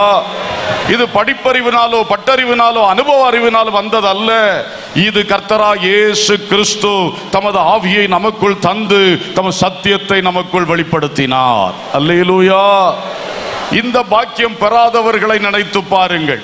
இன்னைக்கும் கும்பிடுறாங்க, நம்மளை விட கடின தபம் பண்றாங்க, கடின புண்ணிய யாத்திரைகள் மேற்கொள்ளுகிறார்கள், தங்கள் சரீரங்களை ரொம்ப கஷ்டப்படுத்தி வருத்தி புண்ணியம் தேடுகிறார்கள், பரிகாரம் செய்ய முயற்சிக்கிறார்கள். ஆனா அவங்களுக்கு ஒரு அறியாமை, எதை செய்யணும் தெரியல, யார் தேவன் தெரியல. அப்போ இந்த மக்களுடைய கண்கள் திறக்க சபை பொறுப்பெடுக்க வேண்டும். அல்லேலூயா. இதுல ஒரு பெரிய பாக்கியம் என்ன தெரியுமா? ஜப்பானை குறித்து சொல்லுவார்கள், அவங்களுக்கு டெக்னாலஜி தான் தெய்வம், தொழில் தான் தெய்வம். இப்படி போய் நீ சுவிசேஷ் சொன்னா அவன் கண்டுகிடவே மாட்டான் அப்படி சொல்லுவார்கள். ஆனா இந்தியாவில் அப்படி கிடையாது. இந்தியாவில் 190% இறைவன் யார், கடவுள் யார் என்ற தேட்டம் கொண்டவர்கள் தேடுகிறார்கள். ஆனால் அவர்களுக்கு தென்படவில்லை. தென்பட வைக்க வேண்டிய பொறுப்பு தான் சபை மேல் இருக்கிறது, ஊழியர்களும் விசுவாசிகளும் ஆகிய நம்மேல் இருக்கிறது. இன்றைக்கு அன்பான தேவ மக்களே, இந்த அறியாமை இருள் போக்கும் படி வந்த இயேசு கிறிஸ்துவை ஒவ்வொரு தனி மனிதனுக்கும் அறிவிக்கும் பொறுப்பை சபை எடுக்க வேண்டும், தேவ மக்கள் எடுக்க வேண்டும். இதை குறித்து நாம் இன்றைக்கு ஜெபிக்கணும். இதை நம்முடைய வாழ்க்கையின் ஒரு பாகமாக மாற்றணும். ஏதோ ஒரு எக்ஸ்ட்ரா கரிக்குலர் ஆக்டிவிட்டி மாதிரி உற்சாகம் வந்தா யாருக்காவது இயேசுவை சொல்லுவேன், உற்சாகம் வந்தா சொல்லுவதில்ல, சமயம் வாய்த்தாலும் வாய்க்காவிட்டாலும் திருவசனத்தை ஜாக்கிரதையாய் பிரசங்கம் பண்ணு. அல்லேலூயா. அந்த மனநிலை வரணும். எனக்கு நல்ல சந்தோஷம் வந்துட்டுன்னா சுவிசேஷ ஊழியத்து போயிடுவேன், ஆனா அடுத்த நாள் கூப்பிட்டா வரமாட்டேன், சாக்கு போக்கு சொல்லுவேன். அப்படி இல்லை, அது என் மேல் விழுந்த கடமை. என் மேல் விழுந்த சுவிசேஷத்தை அறிவியாதிருந்தால் எனக்கு ஐயோ. அப்படி நினைக்கணும் இன்னைக்கு சபை, அப்படி நினைக்கணும் தேவ மக்கள். அந்த மாதிரி ஒரு உறுதியோடு இன்றைக்கு எழும்புவோம். கர்த்தர் நம்மை பயன்படுத்த சித்தமா இருக்கிறார். அப்படியே கண்களை மூடி கொஞ்சம் கர்த்தரை நோக்கி பார்ப்போம். ஆமென். ஹல்லேலூயா. மலை சத்தத்துக்கு மேல என் சத்தத்தை கொஞ்சம் செவி கொடுத்து சேர்ந்து ஜெபிக்கும்படி அன்போடு கேட்டுக்கொள்ளுகிறேன். ஹல்லேலூயா. இப்ப நான் விட்டா கூட உங்களுக்கு சாப்பாடு போட முடியாது இந்த மலையில. அதனால நீங்க எல்லாரும் ஒரே மனமா இப்ப கர்த்தரை நோக்கி பாருங்க. கண்டிப்பா கர்த்தர் சீக்கிரமா மலையை நிறுத்தி நமக்கு சாப்பாடு தருவார். அல்லேலூயா. எல்லாரும் கர்த்தரை நோக்கி ஒரு மனமா ஆமென். ஸ்தோத்திரம் ஸ்தோத்திரம் ஸ்தோத்திரம். ஹல்லேலூயா ஹல்லேலூயா ஹல்லேலூயா. அறியாமை இருள் விலகி அதிசய தேவனை காண வேண்டும். அறியாமை இருள் விலகி அதிசய தேவனை காண வேண்டும். எங்கள் அதிசய தேவனை காண வேண்டும். கட்டப்பட்ட மனிதரெல்லாம் கட்டவிழ்க்கப்பட வேண்டும். காயப்பட்ட மனிதரெல்லாம் கல்வாரி வர வேண்டும். கர்த்தர் உம்மை காண வேண்டும். கட்ட மனிதரெல்லாம் ஜபமாகவே பாடுவோம். ஆவியானவர் நமக்குள் அந்த பாரத்தை பகிர்ந்து தருகிற ஒரு நேரமாக இது இருக்கிறது. இருள் விலகி அதிசய தேவனை காண வேண்டும். அறியாமை இருள் விலகி அதிசய தேவனை காண வேண்டும். அதிசய தேவனை காண வேண்டும், எங்கள் அதிசய தேவனை காண வேண்டும். கட்டப்பட்ட மனிதர், போதை கட்டுகள், லஞ்ச கட்டுகள், பொய் கட்டுகள், கட்டப்பட்ட மனிதர்கள் இயேசுவின் நாமத்தில் விடுதலையாக்கப்பட வேண்டும். கல்வாரி வர வேண்டும், கர்த்தர் உம்மை காண வேண்டும்.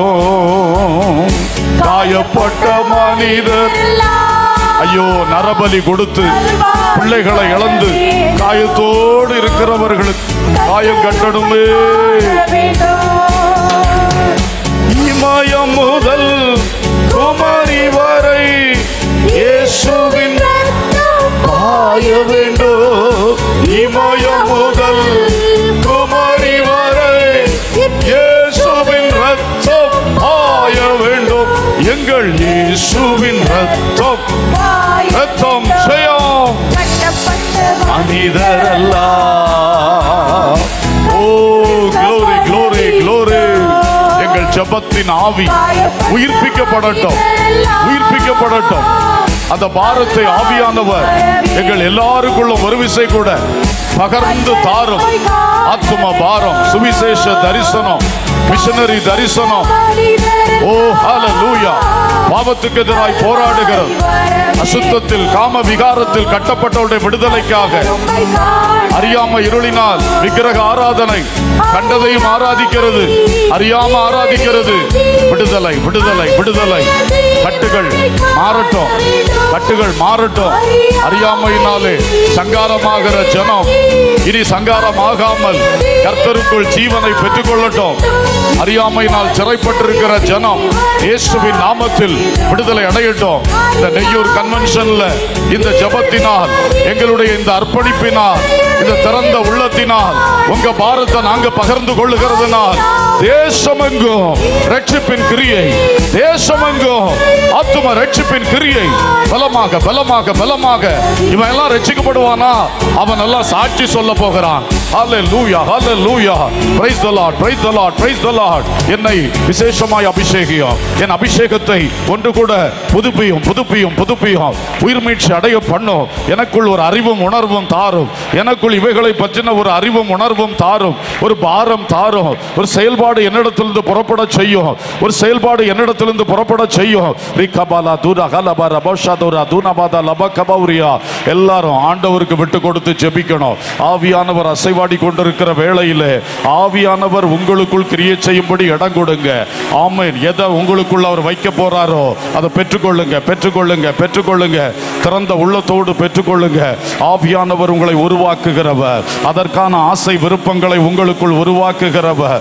உரபலா தீரபலபா ஷிகபரா தூரபா சந்துனா பௌதரா ஷிபலபலபா ரிபலபரா பௌதரா சந்துனா. ஹல்லேலூயா ஹல்லேலூயா. இந்த தேசத்தின் விடுதலைக்காய் ஜெபிக்கிற பிள்ளைகள், ஆமென், அந்த ஜெபத்துக்காக ஒப்பு கொடுங்க. நான் டெய்லி கொஞ்ச நேரமாவது என் தேசத்தின் ரட்சிப்புக்காக நான் ஜெபம் பண்ணுவேன். நான் ஜெபம் பண்ணுவேன். காலத்திலே ஆமென், நான் என் சுற்று வட்டாரத்தின் ரட்சிப்புக்காக, விடுதலைக்காக ஜெபம் பண்ணுவேன் ஜெபம் பண்ணுவேன். அந்தகார லோகாதிபதியின் கோட்டைகள் உடையும்படியாய், இப்பிரபஞ்சத்தின் அதிபதியுடைய குருட்டாட்டங்கள் விலகும்படியாய் நான் போராடி ஜெபிக்க போகிறேன். என் முழங்காலை பலப்படுத்த போகிறேன். ஆமே, நீங்க அப்படி தீர்மானிச்சீங்கன்னா கர்த்தர் உங்களில் கடந்து வந்து பெரிய காரியத்தை செய்வார். பெரிய காரியத்தை செய்வார். நீங்க இன்னைக்கு எதுல கட்டப்பட்டிருக்கீங்களோ அந்த கட்டிலிருந்து உங்களை விடுதலை ஆக்குவார். பயப்படாதீங்க பயப்படாதீங்க. ஐயோ, எனக்கே சூழ்நிலை இப்படி இருக்கு, நானா ஜெபிக்கிறது? நீங்க தான் ஜெபிக்கணும். ஜெபிக்க தொடங்குங்க. கர்த்தர் கட்டுகளை உடைப்பார். உன் கட்டுகளை சர்வ சாதாரணமா உடைச்சு போட்டுருவாரு. ஜெபிக்க தீர்மானிங்க ஜெபிக்க தீர்மானிங்க. இந்த தேசத்தின் எழுப்புதலுக்கா ஜெபிப்பேன். இந்த தேசத்தின் எழுப்புதலுக்கா ஜெபிப்பேன். ஹல்லேலூயா ஹல்லேலூயா. நம்முடைய பிரேயர் மினிஸ்ட்ரி போர்டு பல ஜெபங்களை ஆர்கனைஸ் பண்றாங்க. அந்த முழுகிற ஜெபத்துக்கு வாங்க. அந்த உபவாச ஜெபங்கள்ல வாங்க. உங்க சபையில நடக்கிற உபவாச ஜெபம், விழிப்பு ஜெபத்துல தவறாம பங்கு பெறுங்க. எழுப்புதலின் தரிசனம் பெற்றுக்கொள்ளுங்கள். ஆவிக்குரிய ஒரு உயிர் மீட்சி உங்களுக்குள் பலமாக அக்கினியாய் அக்கினியாய் இன்றைக்கு பற்றி எறிவதாக. ஹல்லேலூயா, ஹல்லேலூயா. ரயில்வே ரயில் போக்குவரத்துக்காக ஒரு தண்டவாளம் அமைப்பாங்க. ஆமென். அதுதான் இந்த ஜெப ஊழியம். ஜெப ஊழியம், இந்த ஜெப ஊழியம் தேசத்தின் மறுரூபத்துக்காக ஊக்கமா ஜெபிக்கும் பொழுது மிஷனரி ஊழியம், ட்ரெயின் விடுகிற ஊழியம், அவர்கள் தான் மிஷனரிகள் தான் இந்த ரயில்கள். அவர்கள் இதன் மேல் ஈஸியா பயணம் பண்ணுவாங்க, ஈஸியா பயணம் பண்ணுவாங்க. மிஷனரி ஊழியம் வெற்றியா நடக்கணும்னா அந்த ஏரியாக்கள், அந்த கிராமங்கள், பட்டணங்கள் இருக்கிற அந்தகார சக்திகளுடைய கிரியைகள் அழிக்கப்படணும்.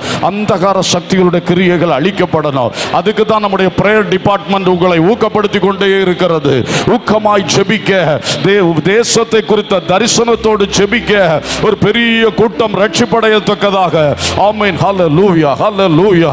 அந்த தரிசனத்தை கர்த்தர் யாருக்குள் தருகிறார், அந்த பாரத்தை யாருக்குள் வைத்துக் கொண்டிருக்கிறார். பெற்றுக்கொள்ளுங்க, பெற்றுக்கொள்ளுங்க, பெற்றுக்கொள்ளுங்க. ஒரு தீர்மானம் எடுங்க, இன்றிலிருந்து டெய்லி ஜெபம் பண்ணுவேன். இப்படிப்பட்ட ஜெபத்தின் அறிவிப்புகள் கிடைத்தால் அந்த ஜெபத்திலே பங்கு பெறுவேன். ஹல்லேலூயா, ஹல்லேலூயா, ஹல்லேலூயா, ஹல்லேலூயா, ஹல்லேலூயா. Praise the lord, praise the lord. நம்முடைய மிஷனரிகள் ஆமென் எவ்வளவு பிரயாசப்பட்டு ஊழியம் செய்றாங்க. அவங்களுக்காக ஜெபிக்க FGMM மூலமாக வாரம் 1 மணி நேரம் ஜெபிக்கிற ஜெபக்குழுக்கள், ஜெபக்குழுக்கள், ஜெபக்குழுக்கள். அது மிஷனரி ஊழியத்தினுடைய ஒரு உயிர் நாடியாக இருக்கிறது. மகனே, மகளே, நீயும் அதிலே பங்காளியாய் மாறுவாயா? நீயும் அதிலே பங்களிப்பாயா? நீயும் அந்த கூட்டத்திலே சேர்ந்து கொள்ளுவாயா? அந்த ஜெபிக்கிற கூட்டத்தில் சேர்ந்து கொள்ளுவாயா? இன்றைக்கு நீ தீர்மானம் எடுக்க வேண்டும். ஆமென். உங்க ஊழியக்கார்ட்ட கேட்டாலே வழிகாட்டுவார். ஒரு இந்த மிஷனரி ஜெபக்குழுவிலே நீயும் அங்கம் வகிக்கணும். மிஷனரி ஜெபக்குழுவிலே நீயும் அங்கம் வகிக்கணும். உன் ஜெபத்துக்கு பரலோகம் பிரதிபலன் தரும். உன் ஜெப ஊழியத்துக்கு, அந்த ஜெப பிரயாசத்துக்கு பரலோகம் உனக்கு பதில் தரும், உன்னை ஆசீர்வதிக்கும். ஆனா நீ அதுக்கு மேல ஒரு பாரத்தோட ஜெபம் பண்ணு. சுயநலத்தோட அல்ல, பாரத்தோட ஜெபம் பண்ணு. ஹல்லேலூயா, ஹல்லேலூயா. மிஷனரிகளை நாங்க தாங்கணும், மிஷனரிகளுக்காக ஜெபிக்கணும், மிஷனரிகளுக்காக கொடுக்கணும். இந்த நல்ல சிந்தனைகள், நல்ல விருப்பங்கள் ஆவியானவர் உருவாக்குவாராக, ஆவியானவர் உருவாக்குவாராக. உலபா கத்து நகபால கபா ரபா கபாலபு கபாரபோ ரிபலபலப கபரபரபலபரப துரபலபரப ஷதுர கபலபௌரியா. ஹல்லேலூயா, ஹல்லேலூயா, ஹல்லேலூயா. ஆமென், ஆமென். ஜெபிக்கிறதோடு கூட நான் நேரடியா போய் சுவிசேஷம் அறிவிக்கணும். நான் நேரடியா போய் சுவிசேஷம் அறிவிக்கணும். டிராக்ட் கொடுக்கணும், ஹவுஸ் விசிட்டிங் பண்ணணும், தெரு பிரச்சாரம் பண்ணணும். ஆமென். அப்படி எத்தனை பேருடைய உள்ளம் ஏவப்பட்டு கொண்டிருக்கிறது. நீங்கள் அதை செய்யணும். நீங்க அதை செய்ய செய்ய அறியாம இருள் அகன்று போகும், அறியாம இருள் அகன்று போகும். ஆமென். உங்க சபையிலிருந்து 2-3 பேரா சேர்ந்து எழும்புங்க, சேர்ந்து எழும்புங்க. ஒரு சுவிசேஷ குழுவாக நீங்கள் எழும்பி செயல்பட ஆரம்பிங்க. நம்முடைய சுயவிருப்பு சுவிசேஷ ஊழியம் மாதந்தோறும் கிராமங்களுக்கு போறாங்க. கூட சேர்ந்து போங்க, கூட சேர்ந்து போங்க. உங்க ஏரியாக்களிலும் இப்படிப்பட்ட குழுக்களை எழுப்புங்க. சுவிசேஷத்தை அறிவிக்க அறிவிக்க அறியாம இருளை துரத்துகிறோம், அறியாம இருளை துரத்துகிறோம். கர்த்தர் அதை இன்றைக்கு நம்மிடத்தில் எதிர்பார்க்கிறார். ஏசாயாவுக்கு கொடுத்த தரிசனம், ஓசியாவுக்கு கொடுத்த தரிசனம், பேதுருவுக்கும் பவுலுக்கும் கொடுத்த தரிசனம் இன்று நமக்குள் அவர் வைத்திருக்கிறார். அவருடைய வார்த்தையினால் நமக்குள் வைத்திருக்கிறார். பெற்றுக்கொள், பெற்றுக்கொள், பெற்றுக்கொள், பெற்றுக்கொள், பெற்றுக்கொள்.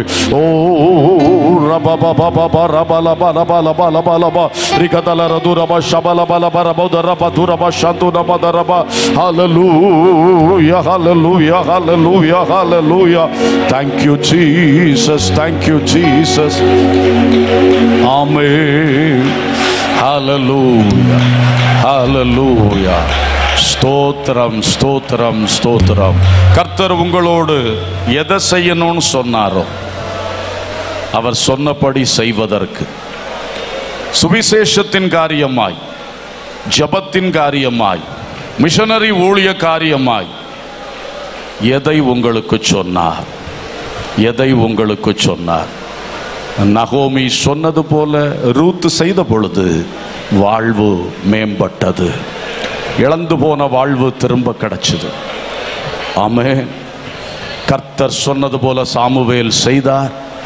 தாவீது எழும்பினார், தேசத்துக்கே ஆசீர்வாதமாக எழும்பினார். அதே மாதிரி நீங்களும் இன்றைக்கு கர்த்தர் உங்களுக்கு என்ன சொன்னாரோ அதை அப்படியே மனசுல பதிச்சுக்கிடுங்க. இன்னைக்கே செய்ய தொடங்குங்க. அதன் மூலம் நீங்கள் ஆசீர்வதிக்கப்படுவீர்கள். இந்த தேசம் ஆசீர்வதிக்கப்படும்.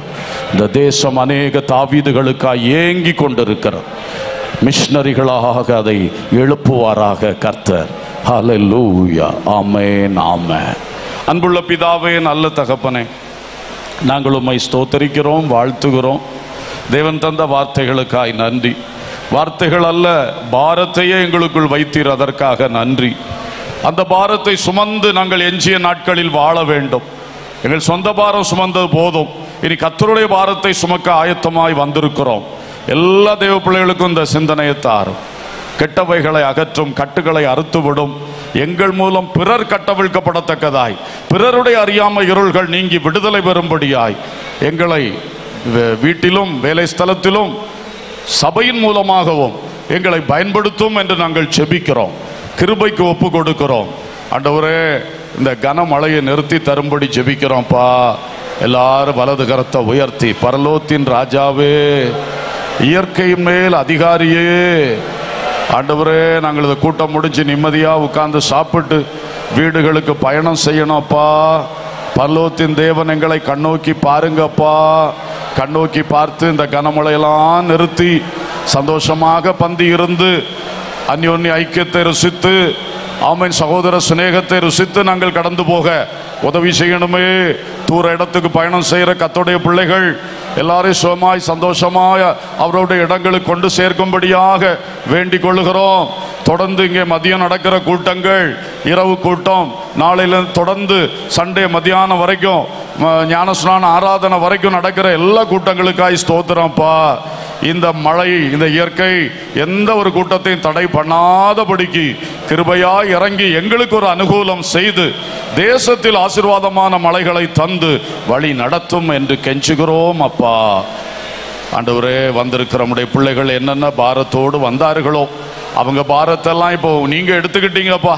நீங்க எடுத்துக்கிட்டீங்கப்பா. உங்க பாரத்தை அந்த உள்ளங்கள்ல வச்சுட்டீங்கப்பா. இனி அந்த பாரம் இல்லை. இனி கர்த்தர் தந்த பாரம் சுமந்து கர்த்தருக்காக பயன்பட போகிறார்கள். அந்த விசுவாசத்தோடு இந்த கூட்டத்தை நாங்கள் நிறுத்துகிறோம் தகப்பனே. ஆசீர்வதியும் பொறுப்படும். பாஸ்டர் சால்பின் ஷைனி குறித்து ஒரு நல்ல செய்தி கேட்டு உங்களை மகிமைப்படுத்த வழி நடத்துங்க. ஆசீர்வதிங்க, ஆசீர்வதிங்க. கிருபைக்கு ஒப்பு கொடுக்கிறோம். ஆசீர்வதியும். துதி, கனம், மகிமை உமக்கே செலுத்துகிறோம். இயேசுவின் நாமத்தில் கேட்கிறோம் ஜீவனுள்ள பிதாவே, ஆமென். சேர்ந்து சொல்லுவோம். என் ஆத்துமாவே கர்த்தரை ஸ்தோத்திரி, என் முழு உள்ளமே அவருடைய பரிசுத்த நாமத்தை ஸ்தோத்திரி. என் ஆத்துமாவே கர்த்தரை ஸ்தோத்திரி, அவர் செய்த சகல உபகாரங்களை மறவாதே. ஆமென். நம்முடைய கர்த்தராகிய இயேசு கிறிஸ்துவின் கிருபையும் பிதாவாகிய தேவனுடைய அன்பும் பரிசுத்தாவியானுடைய ஐக்கியமும் சிநேகமும் வழி நடத்துதலும் பாதுகாவலும் நம் அனைவரோடும் தொடர்ந்து இங்கே நடைபெறுகிற கன்வென்ஷன் கூட்டங்களோடும் இருப்பதாக. ஆமென்.